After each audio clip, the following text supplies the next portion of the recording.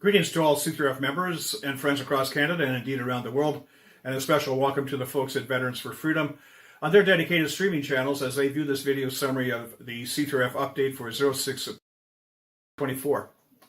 The title of this update is Out of the Shadows and kicks off with a tip of the hat to present-day prophet and analyst Julius Ruschel. It was Julius, way back in 2021, in his own writings and in an in-hot interview with yours truly, that he predicted Western regimes would bring ever more draconian measures out of the shadows to deal with rising tides of public dissent. And so we now see such measures being employed by various governments, institutions, and agencies of Canada against their very own trusting and vulnerable citizenry. Ruschel noted well in advance of the phenomenon known as Freedom Convoy 2022 that an initial cadre of folks would actively resist such psychological warfare tactics, and that this doubt would grow amongst the more docile as they began to see a mismatch between reality and the regime's rose-tinted propaganda. In line with his growing dissent, Julius further postulated that things would start to heat up once the threshold of 10% of the population had been awakened. Ruschel's 10% became fully visible during the Freedom Convoy 2022 phenomena, with millions of Canadians exhibiting their support in no uncertain terms. The proof of this was clear as citizens put their money where their mouths were by donating upwards of $10 million via the GoFundMe crowdfunding platform, and then, when these funds were reimbursed to donors on the basis of hearsay accusations, another $10 million through the GiveSendGo funding application. This latter tranche of funds would be frozen by courts at the behest of the Ontario government, but still, the psychological fear visited upon rank-and-file Canadians through pandemic measures that both isolated and dislocated them had been broken. Canadians now realized they were not alone and that they had power.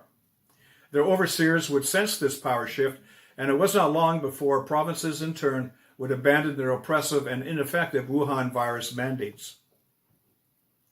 Ruschel would go on to situate the courses of action open to the Canadian regime in the face of this monumental citizens' uprising. It could open up the lines of dialogue to address public concerns, or it could dig in and crack down on speech and actions that challenge their preferred narratives. In the case of the convoy, the choice was immediately made known through the invocation of the Emergencies Act without any due regard for the civil liberties of the targeted protesters. Indeed, the act would be used to inflict never-before-countenanced oppressions like the freezing of financial accounts that, in turn, would deprive tax-paying, law-abiding citizens from feeding their families. As Ruschel noted, the trucker protest not only dispelled the notion that citizens were on their own, but it set the regime on a path to using saddle and horsewhip to maintain control over a deteriorating situation. Ruschel's prophecy of regime crackdowns in the face of openly expressed public discontent are not limited to the Canadian context. Indeed, as populations across Western Europe reacted to the problems associated with decades' worth of reckless and unconstrained migration, both illegal and legal, their governments responded by bringing tyrannical measures out of the shadows and into the light of day.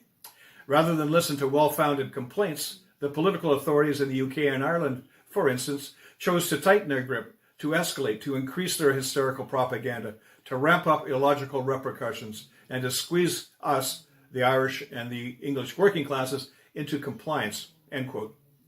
What else to say about the institution of 1984 laws that outright labeled critical speech as hateful and worthy of custodial sentencing? The problem is, and again as Ruschel notes, the more unreasoned the government response is to the understandable public pushback, the greater that pushback becomes. It's catch-22 for the regime as it descends into a cycle of cascading protests that it just can't win, even with all of the power and repressive tools at its disposal. The examples of this are in the UK are many and are exacerbated by obvious two-tier justice outcomes that saw jail sentences for hate speech on the heels of a massive 27 July trucker-style protest in downtown London.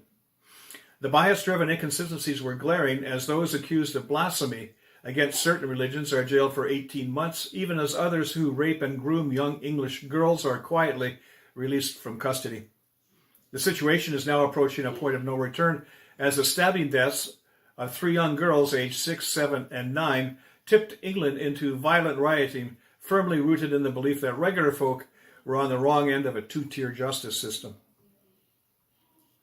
Not to be outdone, it would appear that Canada is steadfastly pursuing the same two-tier justice and policing policies as it cracks down on so-called far-right hate speakers. This even as burning churches, some of them containing priceless artifacts, receive the laxest of investigative scrutiny. It's as though the once strong and free nation is now operating in lockstep with other Western jurisdictions, seemingly hell-bent on replacing representative democracies with feudal oligarchies.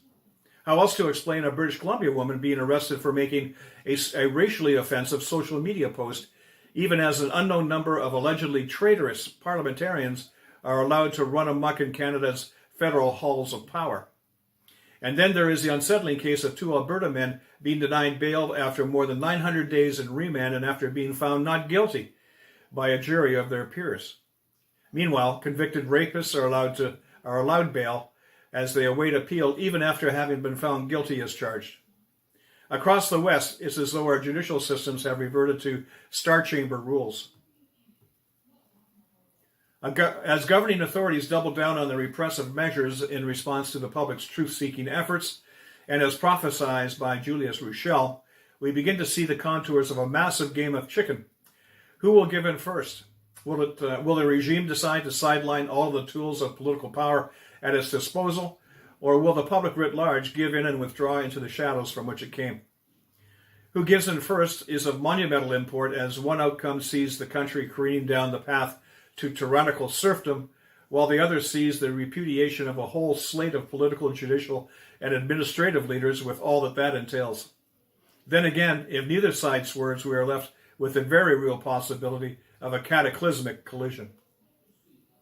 If Ruschel is any indication, it would appear that the public face of this game of chicken has no intention of swerving or receding into the shadows. The proof is in the pudding with his very recent release of his climate change magnum opus in the form of his new book, Plunderers of the Earth. Plunderers is a masterstroke that peels away all of the narrative and hype associated with the global warming movement to reveal a much more complex and nuanced situation. Forget about CO2 being the thermostat of the planet Earth.